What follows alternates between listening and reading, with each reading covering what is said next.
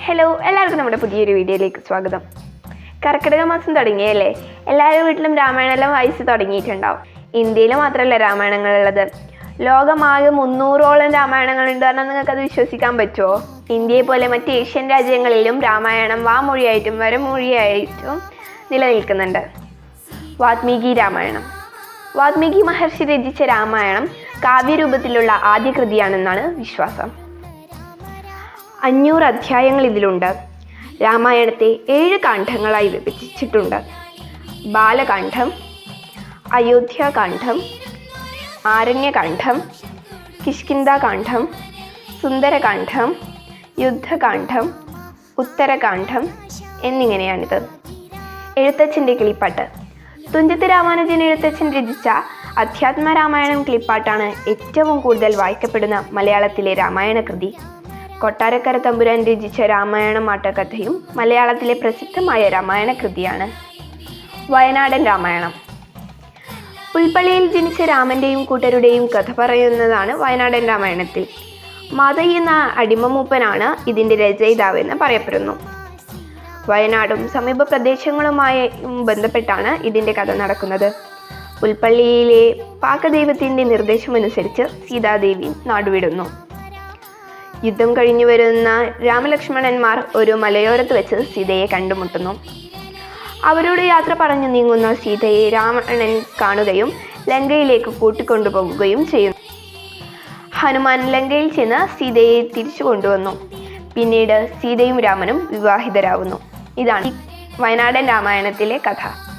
ജൈന രാമായണം.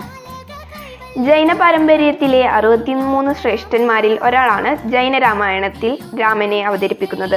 ഇതിൽ രാവണന്റെ മകളാണ് സീത. കമ്പരാമായണം. രാമന്റെ കഥ സംബന്ധിച്ച് ദ്രാവിഡ ഭാഷയിലെ ഏറ്റവും പ്രാചീന കൃതി കമ്പർ രചിച്ച രാമായണമാണെന്ന് പറയുന്നു. കമ്പർ രാമായണത്തിൽ രാമന് വീരസങ്കല്പമാണ്. രാമൻ ഇതിൽ വീരനായകനാണ്. തെലുങ്കിൽ ഏറ്റവും പ്രധാനപ്പെട്ട രാമായണം രംഗനാഥൻ രചിച്ച ദ്വിപദ രാമായണമാണെന്ന് പറയപ്പെടുന്നു. മാപ്പിള രാമായണം. മലബാറിലെ മാപ്പിളമാർക്കിടയിൽ വാമൊഴിയായി പ്രചരിച്ചിരുന്ന കാവ്യമാണ് മാപ്പിള രാമായണം. മാപ്പിളപ്പാട്ടിൻ്റെ ശൈലിയിലാണ് ഇതിൻ്റെ ആലാപനം. രാമായണത്തിലെ വിവിധ കഥാസന്ദർഭങ്ങൾ ഇതിലുണ്ട്. ഇതിൽ രാമനെ ലാമൻ എന്നും ലക്ഷ്മണനെ ലക്ഷ്മണൻ എന്നും പറയുന്നു. സീത ലാമൻ്റെ ബീഡരാണ്. ഇനി വിവിധ രാജ്യങ്ങളിലെ രാമായണം പരിചയപ്പെടാം. ലാവോസ് രാമായണം. കലാസാഹിത്യ രൂപങ്ങളിലൂടെയാണ് ലാവോസിൽ രാമായണം പ്രചരിക്കുന്നത്. നാടോടി ആവിഷ്കാര രൂപങ്ങളിലൂടെയും രാമായണം പ്രചാരം നേടിയിട്ടുണ്ട്.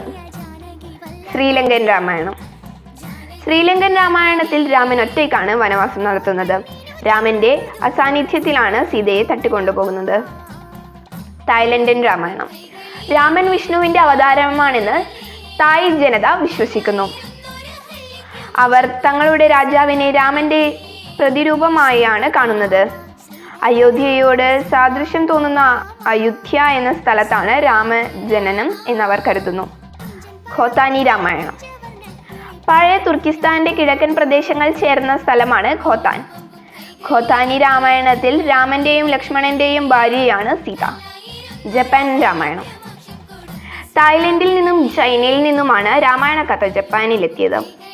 നൃത്തരൂപങ്ങളിലൂടെയാണ് ജപ്പാനിൽ രാമായണത്തിന് പ്രചാരം ലഭിച്ചത്. ദോരാഗാക്കു എന്നാണ് നൃത്തരൂപത്തിൻ്റെ പേര്.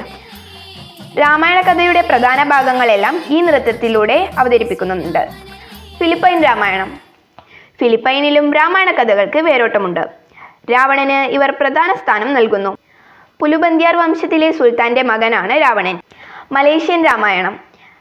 രാമായണ മഹാഭാരത കഥകൾ ഏറെ പ്രചാരത്തിലുള്ള രാജ്യമാണ് മലേഷ്യ. വാമൊഴിയായും വരമൊഴിയായും മലേഷ്യൻ ജനങ്ങൾക്കിടയിൽ ഇന്നും ഇവയ്ക്ക് പ്രചാരമുണ്ട്. വീഡിയോ യൂസ്ഫുൾ ആയിട്ടുണ്ടെങ്കിൽ ലൈക്ക് ചെയ്യാനും ഷെയർ ചെയ്യാനും മറക്കല്ലേ. പിന്നെ ചാനൽ സബ്സ്ക്രൈബ് ചെയ്യാത്തവരെ സബ്സ്ക്രൈബ് ചെയ്യണേ. അപ്പോൾ പുതിയൊരു വീഡിയോയിൽ കാണാം. ബൈ.